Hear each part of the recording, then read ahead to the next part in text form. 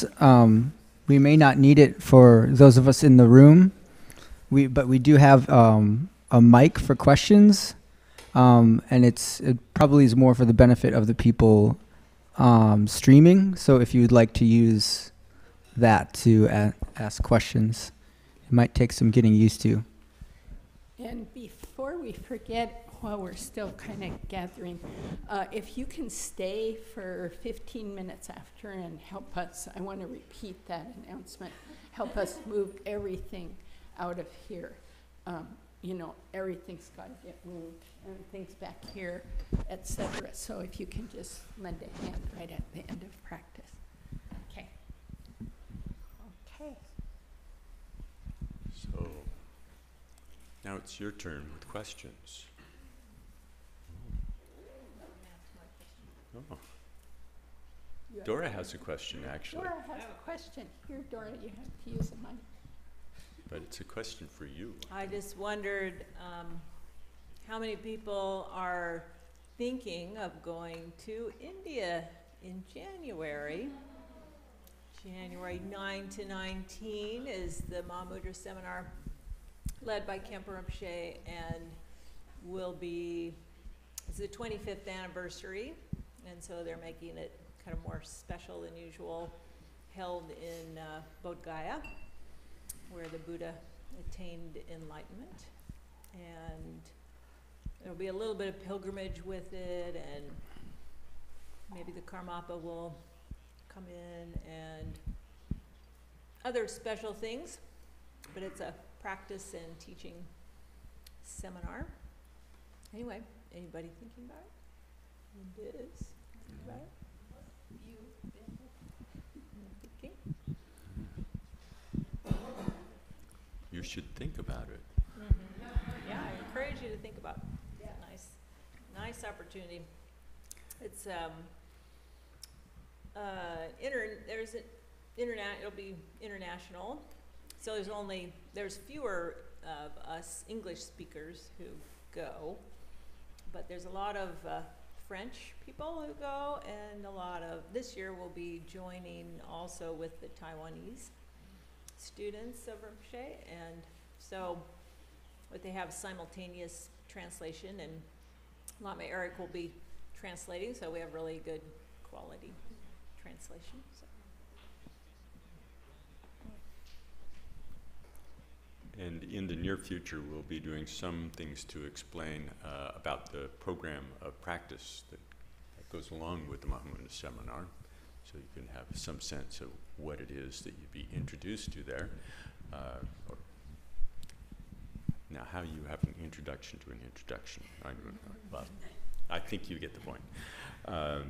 And we'll also be doing a little bit, some years we've had some kind of practical gatherings to work out people haven't been to India, like just how does that work, what's important, what to worry about, what to not worry about, all those good things.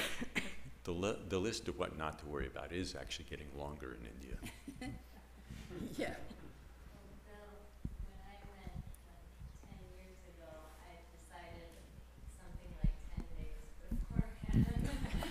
Wow, really? So you can actually just not worry about anything. Yeah. And almost not get your visa in time. Yeah, I was going to say. Right, go to jail if you want the speed method of preparation. Others of us prepare for about 5 months.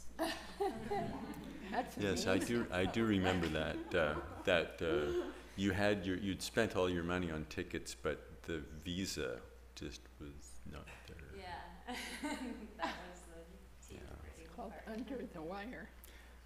But for the rest of us, we'll have some programs so that you don't have to do it that way.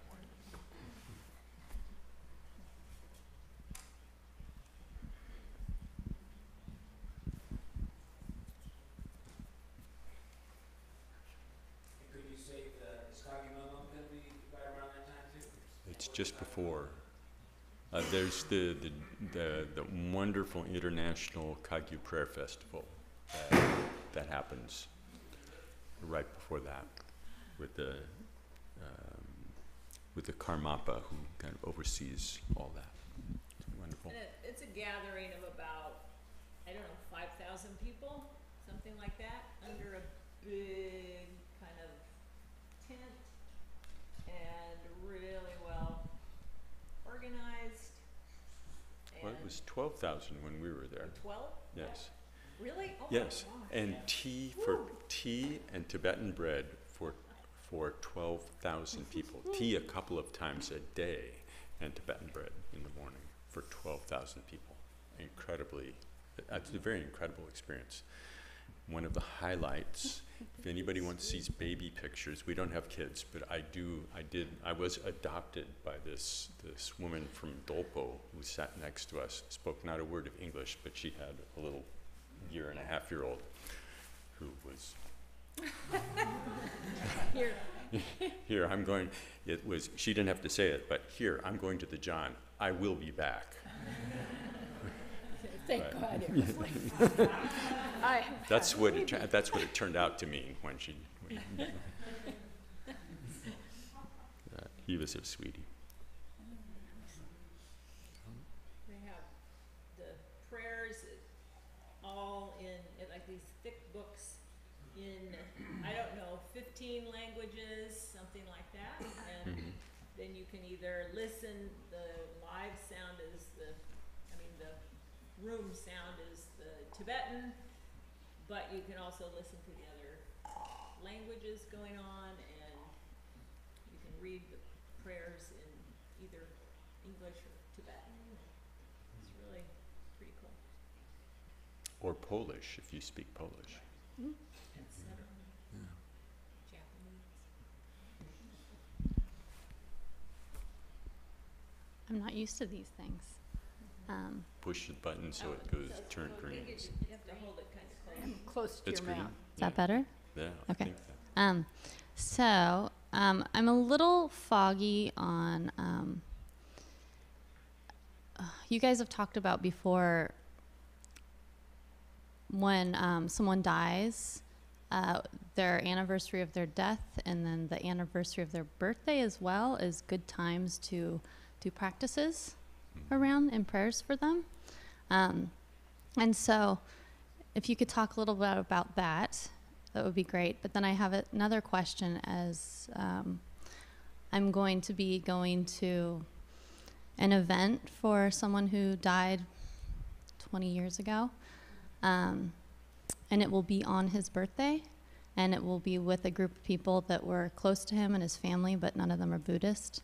So I'm wondering if there's something I could do with them, some type of practice, to kind of bring them closer and, I don't know, create space for that.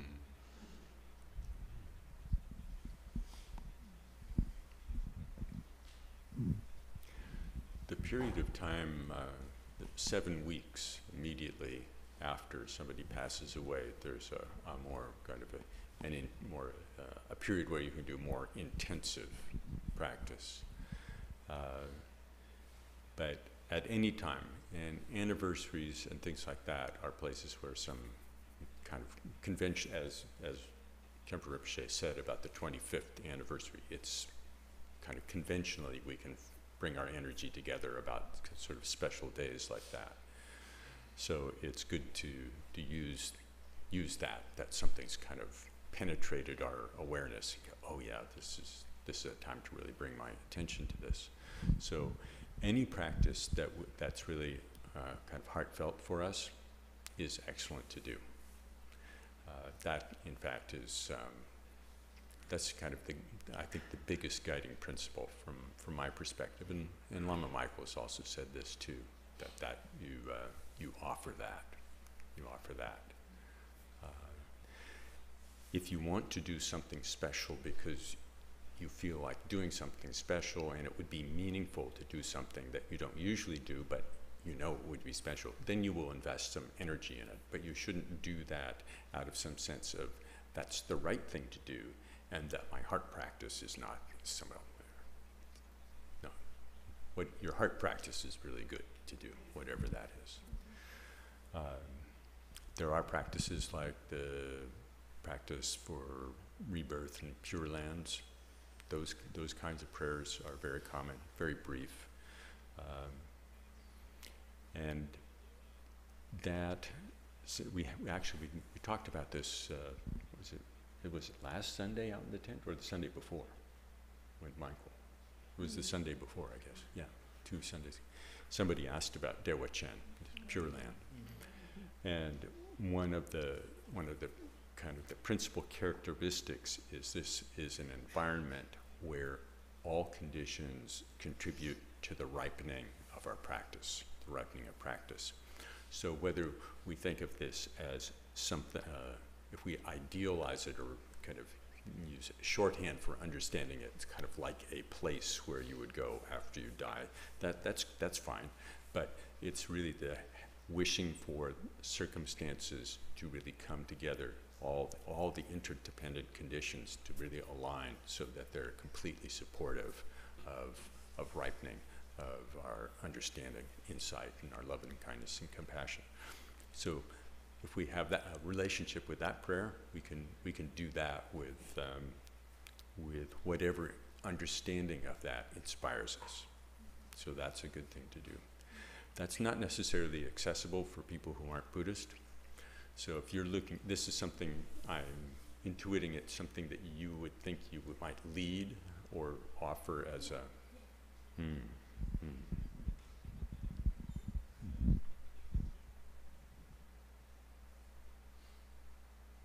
I don't know the people.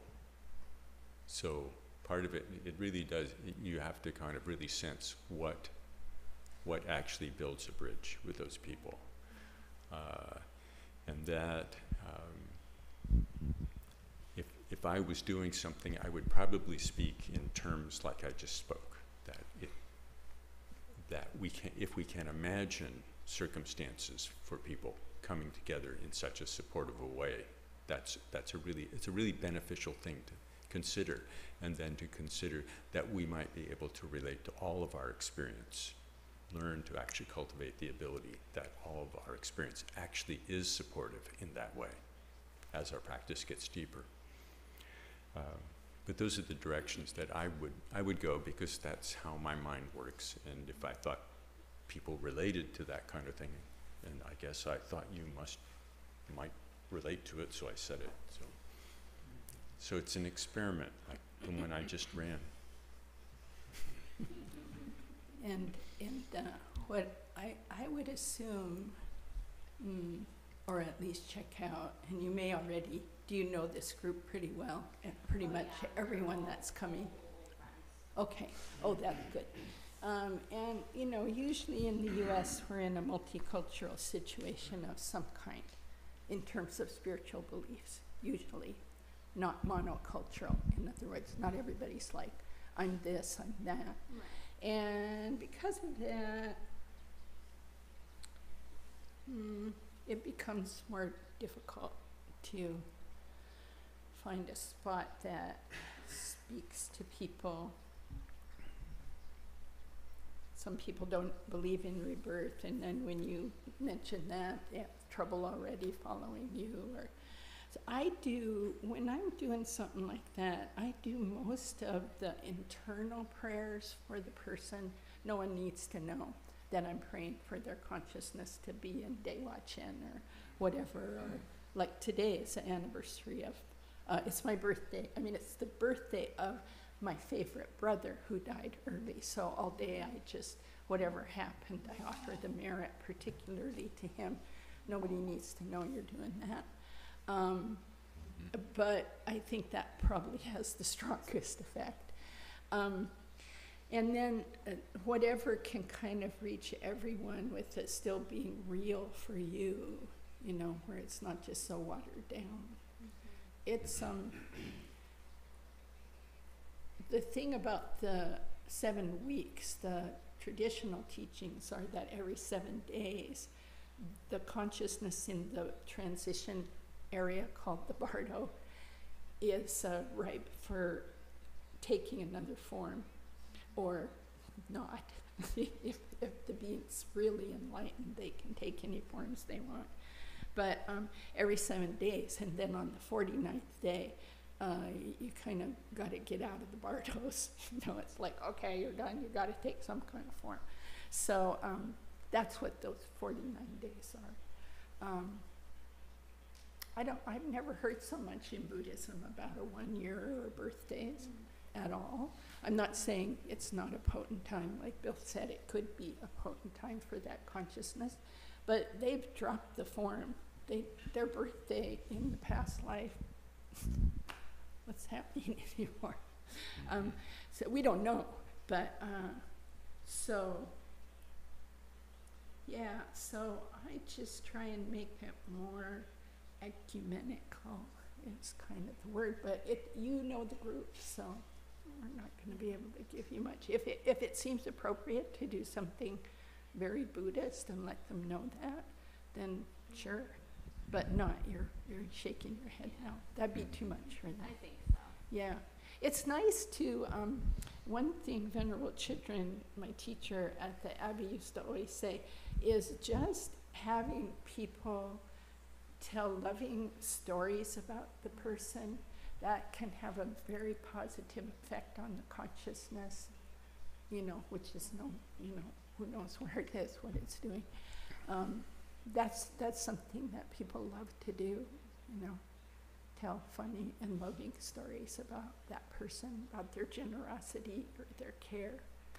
Yeah, and that can be pretty simple, very helpful. It lifts everyone. Yeah. Yeah. Yeah. Just adding to that,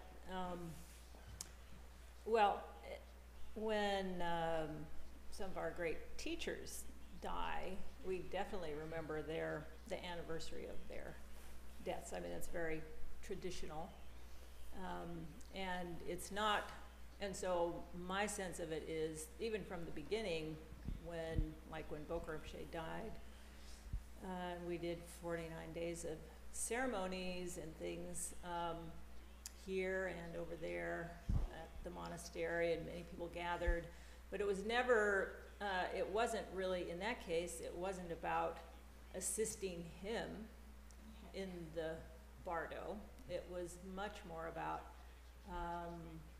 our connection with him and using that connection to further our own aspirations and our connection to our teachers, to the lineage, to the practice, and to use that, whatever emotion and thing we would be feeling, but to really use that to bring it to the path.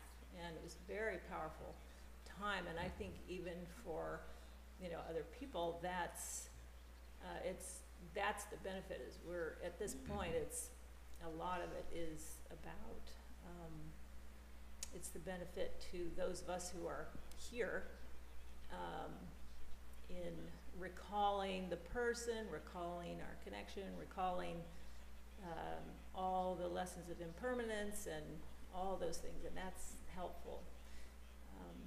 And then in a practical way, I have I try to have a few poems that over the years I've kind of found that are for me express something without using these words. It would be messages of kind of the continuity of consciousness or the continuity of relationship, that gives a sense that someone dying is not an erasure of anything, but we still have the connections, but they're more, in the sense that it's more opened up. And so for me, I enjoy contributing something along those lines, and either reading it or having or even having a little piece of paper, depending on what everybody else is doing in the situation, that has that on there.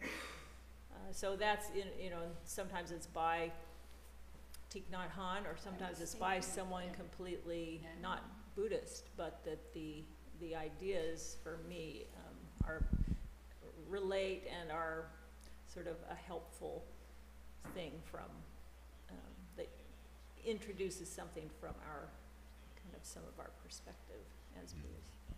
Yeah, I'm glad you said that, because I was thinking, look up, there's one by Thich Nhat Hanh on death, and it's about that continuity. You know, I'm not this body, I haven't really died, I've gone on, and I'll always kind of, we can always connect. It's very loving. I think you can find that. Yeah. The theme of interconnectedness, I think, is one that does transcend questions of belief about, you know, we can get rather concretized and in ways even sort of within our Buddhist bubble. It kind of helps us to get a handle on certain things, to make something very concrete, like we say, the consciousness, as though we really know exactly what we're talking about. And it's helpful along the way, but for other people, they go, so just what do you mean? And then you're, I've started something I didn't really want to start, but just the theme of interdependence and the connection and that kind of resonance. So something that allows people to touch something that they already know in their own experience, and then to open a little bit more. That probably is a principle to look for. Joe? I've been contemplating a lot of the teachings from Khenpo Rinpoche every day, and I feel like I picture them almost like they're in a kettle in my brain, and I'm just kind of stirring them and studying them and smelling them and tasting them, thinking about it. And I was thinking about the teachings regarding Milarepa on Sunday, and I don't spend a lot of time contemplating the kind of fantastical stories of the Dharma, of people floating in the air and walking in and out of mountains and stuff like that. But it did seem like it's important, and he not only talked about Milarepa, which I love, of course, to learn about and read about, but also there was a lot of references of these sorts of metaphysical or fantastical things, and growing up a Christian, like those things, that stuff was really important. The fact that Jesus could do that stuff, he could turn water to wine and cure the sick and walk on water and turn a few loaves of bread and fishes into many, all that stuff. And I remember eventually, in college, like thinking, okay, that is mythological folklore like the other mythological folklore in which, magical things happen in the legends of the Greeks and the Norse. And, there's just every, culture has sort of fantastic magic stories. And so, my coming to the Buddha Dharma is because I want to have a scientific spiritual practice. I want to have a spiritual practice that doesn't have blind faith. Like I remember asking my priest, like, gosh, I just, turn in like a few fish and a few loaves of bread into a whole bunch of them. It's just, I can't believe it. And he was like, oh, that's the faith part. You just got to believe it, even though it's unbelievable. Part of Christianity is having the faith. And you just got to have that faith. And I remember thinking, I got to leave this religion, and because I just couldn't, in honesty, I couldn't have blind faith in stuff that, I really felt like my God-given brain knew wasn't accurate. And so with Buddhism, I wonder about those things, and of course with Milarepa, he even has all sorts of magical powers before he even becomes a Buddhist. He has another religion that's pretty Buddhist, and he can, summon lightning and monsters and kill people and all the stuff he does. So I just sort of wonder, as 21st century Buddhists and with our educations, the one thing I think I picked up from Khenpo Rinpoche, if I followed that correctly, was he was saying a lot of it has to do with the fact that we experience reality through our own sensory perceptions, and so therefore if we achieve mastery over our minds, in a way we have mastery over our experience. I think that's kind of what I was distilling, but then and I may not be right about that, but then there's the stories of where, other people see Milarepa do that stuff. the student comes back from India and Milarepa floats in the air and everybody sees him float in the air and he walks in and out of the mountainside. And so that part I get lost. I think, well, how is, even if somebody else has total mastery over their minds, like how am I seeing it? How are they manipulating? Anyway, so I just am just wondering if you guys have some insights or some understanding that I could use to kind of process all of this stuff, because it does seem important, and I don't want to just pish posh and say, oh, that's just a bunch of Tibetan legend that I really shouldn't spend too much time on. It seems like he talks about it for an important reason. Yeah. Well, at least Joe didn't ask us to float in the air. That's later. One thing I do remember along these lines, I think a few years ago, I think it was Lama Michael, one night, I think he told a story about how, probably back in the old Berkeley days or something, it was Kalu Rinpoche or Boka Rinpoche. Somebody was teaching, and a young, student said, hey, is that stuff real? Like, could you do that? Could you get up and say, walk through that wall and walk back out again? And I think what he said, Rinpoche said, was something like, yes, I could, but if I did, because your mind is so not used to being able to believe that would be possible, you wouldn't be able to see me do it. I think that's how this went. Anyway, and I remember I kind of tucked that away, like, that's a close rendition of the story. yeah. And then I thought, okay, well then why did people see other people do those things? So anyway, that's Yeah, there are stories of kind of large gatherings where the previous Karmapas entered, and different people saw different things. Some people said, well, that was amazing. He looked, and then, no, he was just riding a horse.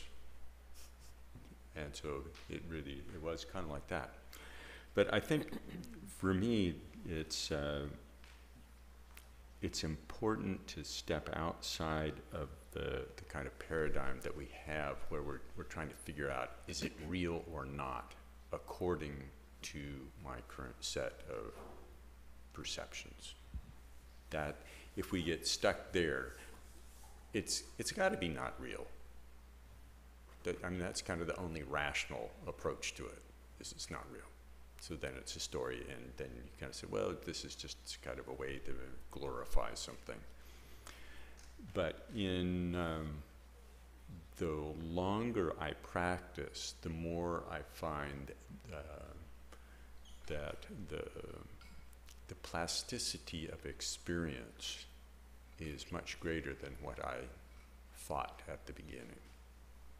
And in some of these stories, I found, like pith teachings, that I recognized the meaning of the story after the fact, based on some kind of experience that's actually comes up and go, oh, that's what that's about. But it's not a matter of then believing that something actually happened in a certain way. It's that this actually reflects something that when experience unfolds in a certain way, you could say, oh, I could see that's how you would explain it. That's what this is. This is a pretty good example, even though it doesn't look real at all. So that's one piece of it. For in different cultures, in different settings, some of these stories have different stories.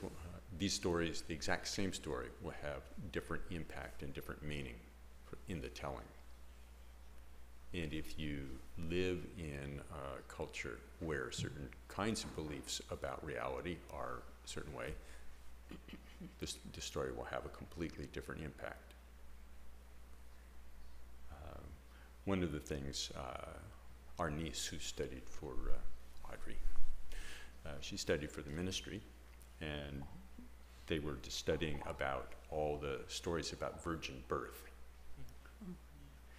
And she said that, well, at that time, virgin birth was one of those, it was sort of like, if that wasn't part of the story, then, you you hadn't gotten the Eagle Merit Badge or whatever it is.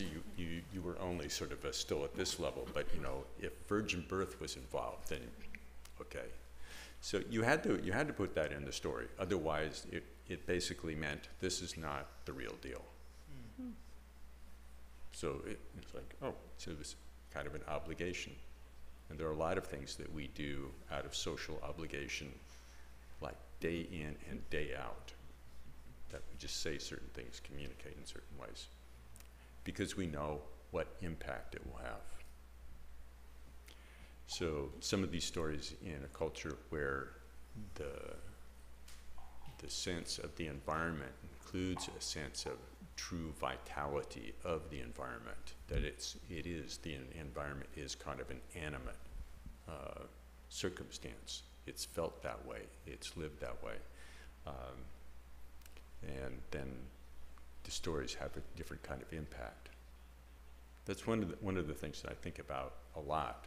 When we were talking about Dewa Chen before, one of the things I was thinking, well, why do we talk about it? Why would we express it in these ways? What's the purpose? What kind of impact? What can we get out of it?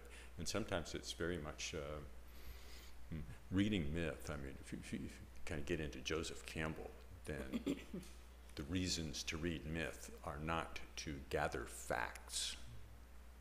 That's not the reason. That's not the purpose. That's not the purpose in sharing them. That's not the purpose in reading them.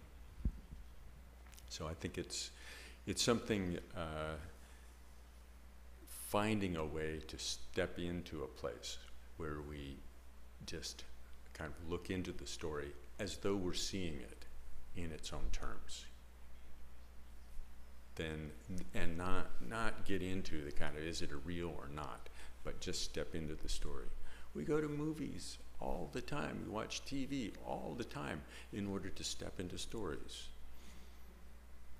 And we step into them for a reason. We don't step into whatever TV show you might step into to learn exactly what really happened to the character in Downton Abbey. Now that's a fact. I'm going to park that. That's a fact. That's not why we watch. In the same way, we should have some sense of why we're listening, what we can get out of it, and the whole story about having the story about walking through caves, cave walls, or floating in space. The preface to that was the teacher that comes and wants to debate conceptually about it, and the teacher says, well, is space obstructed? And the answer is supposed to be no, but Milarepa floats in space, and she says, see, obviously it's obstructive because it's holding me up now. So what might we get out of that if we looked? How do I think about space? What is my experience of space? The whole thing could be an incredible insight practice cue, kind of like. And just that one, I'll actually suggest, I recommend that to everybody. How do you actually perceive and experience space? Let your mind go through more and more and more. Just rest with it. And don't draw conclusions, but just see. And if this one, that's like, I'll just give you an example how you can start. So I'm sitting here. How do I actually know where here is? Well, here is not there. And then there's, how do I know that? And what is my experience? And I'm not talking philosophically, it's just in my experience. There's something like, I remember leaving home. So, memory. My experience of space would not be what it is without memory. So, and then be creative. You can just look and look and look. And it's one of the most fundamental things that we experience and completely take for granted how cobbled up our ideas are about it. But it's very fundamental. So it's like, you could just say, oh, cool. How could I ride this horse? I think, too, Joe, we've talked before, and I share this coming out of a fundamental kind of religion, like believe it or get out, and that causes a kind of a box we don't want to get stuck in. But the Dalai Lama, I keep remembering that he says the faith in Buddhism is based on reason. It's faith based on reason. And that reason is your experience.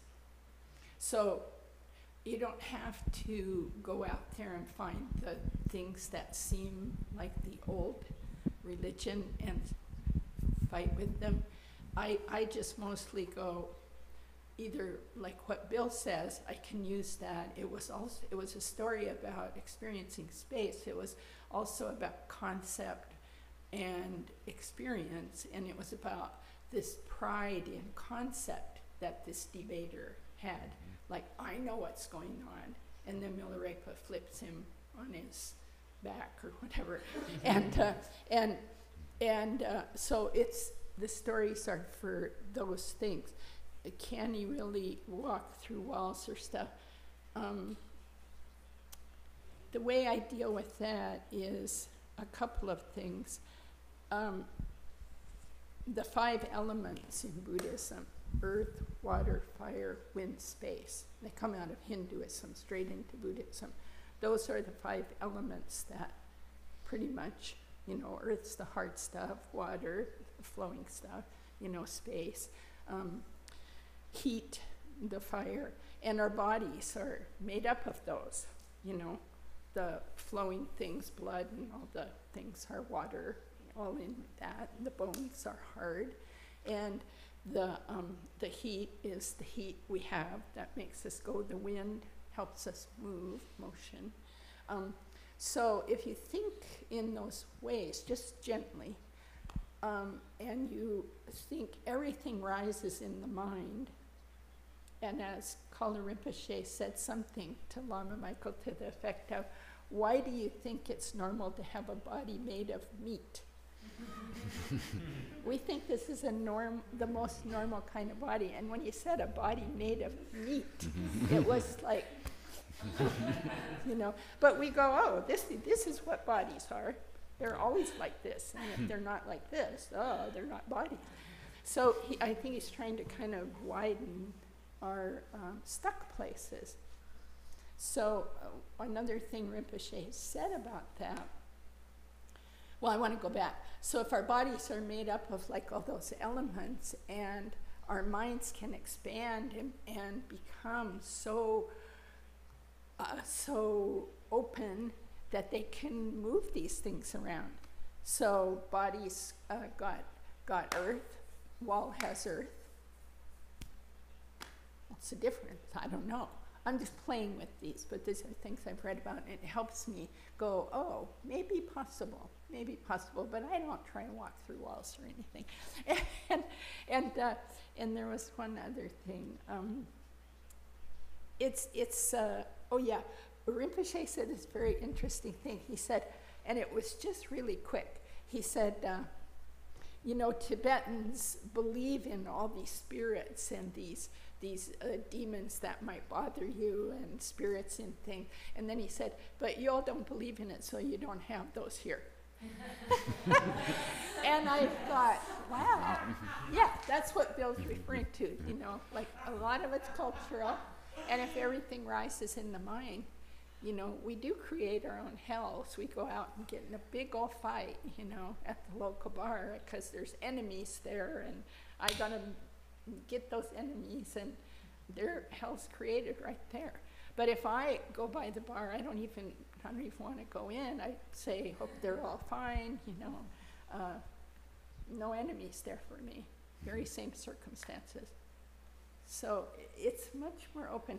But I just put some things on the back burner and just go, back burner.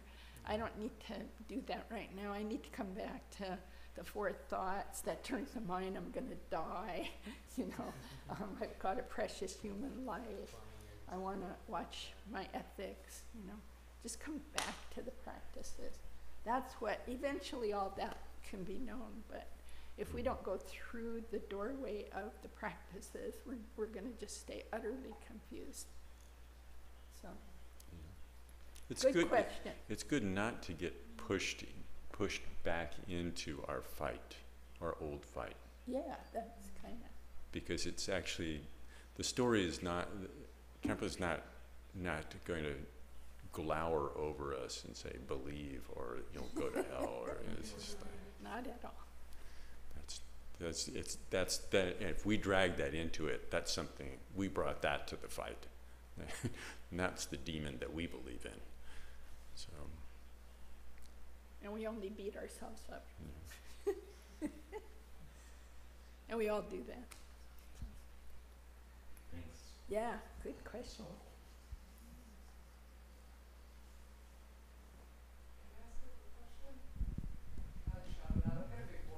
No, well, for the streamers, Oh, yeah. you got to be a streamer For the people back stream- home. Yeah.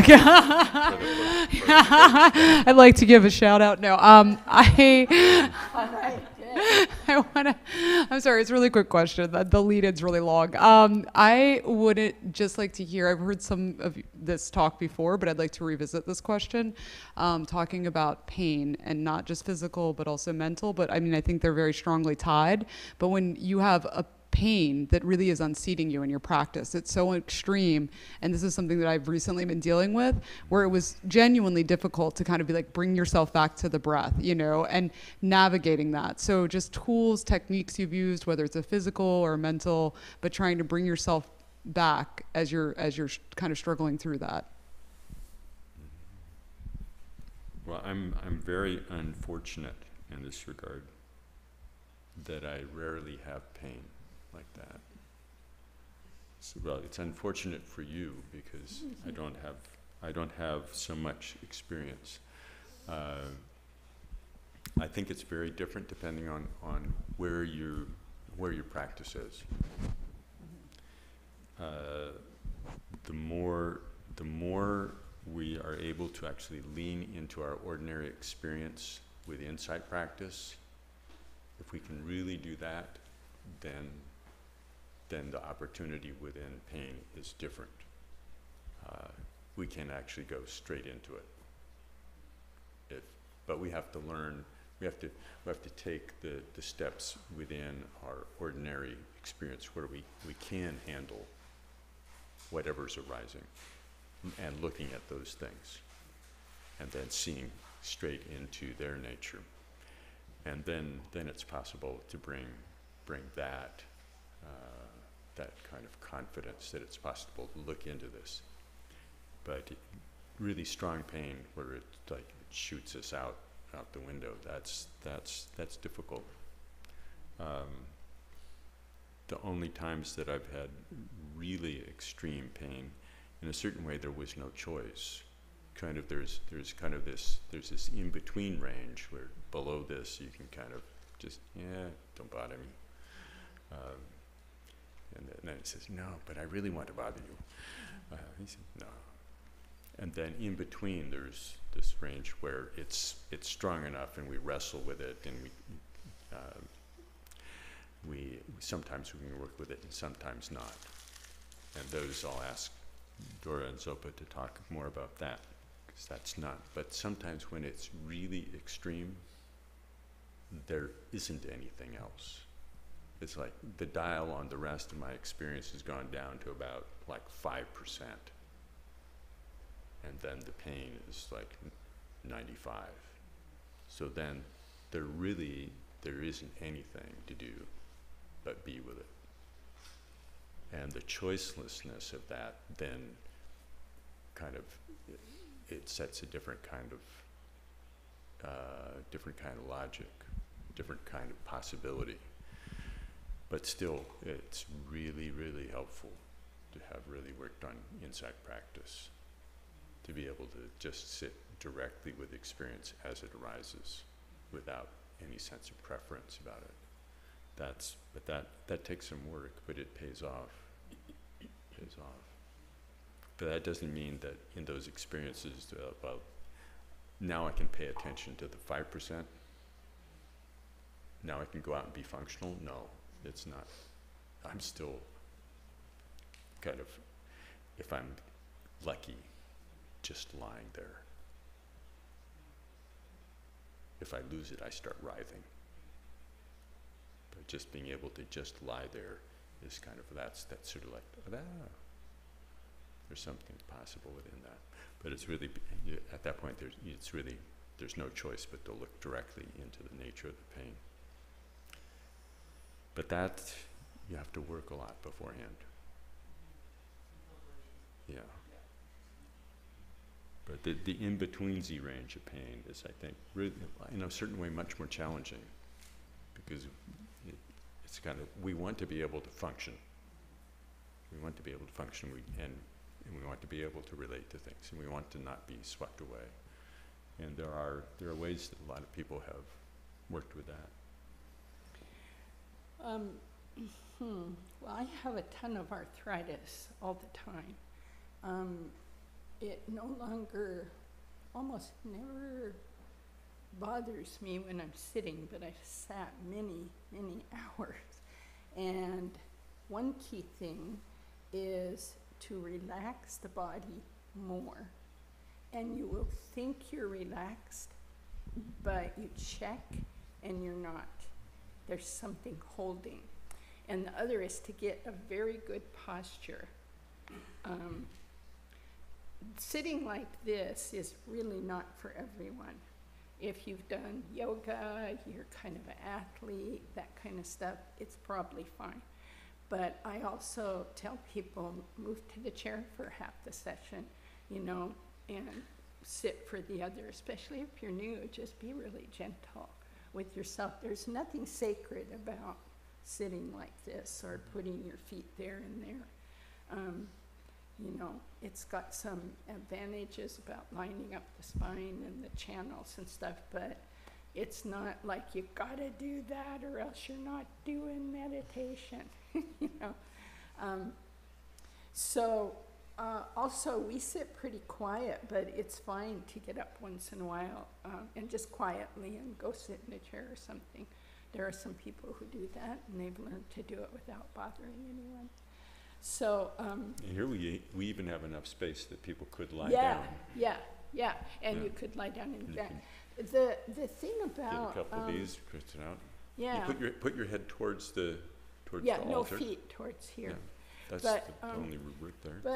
But there's some things that help, like let go of the word pain, because that adds a whole layer.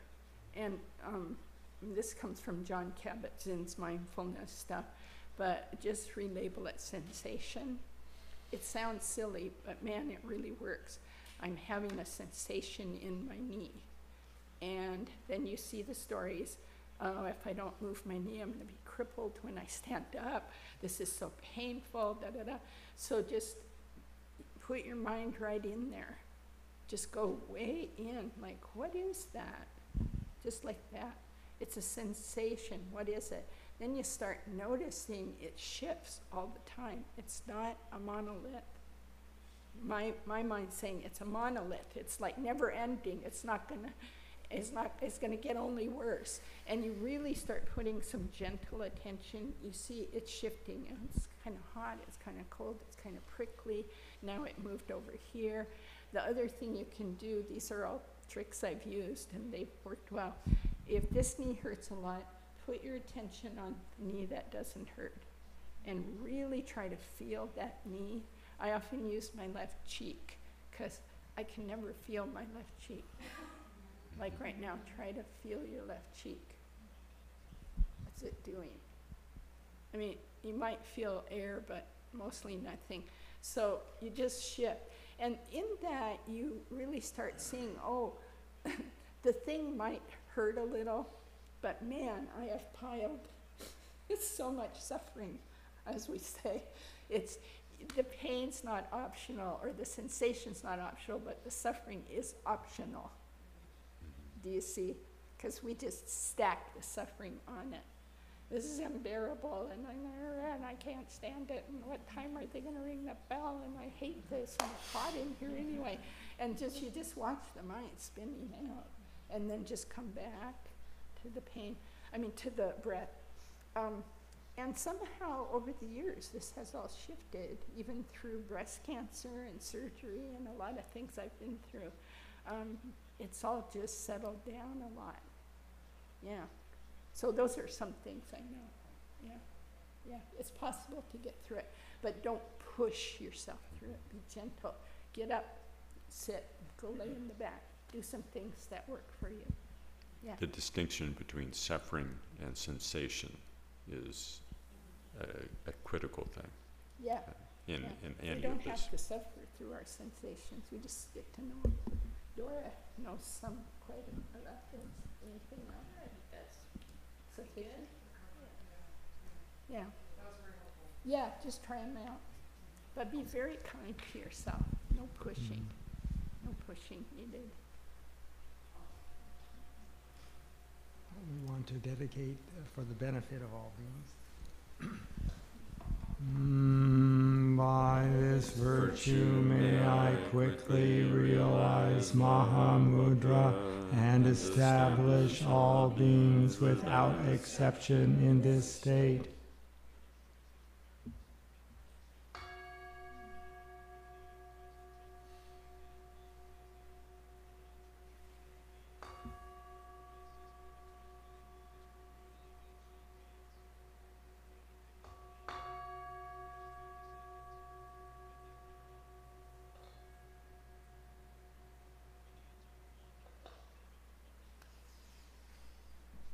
Thank you.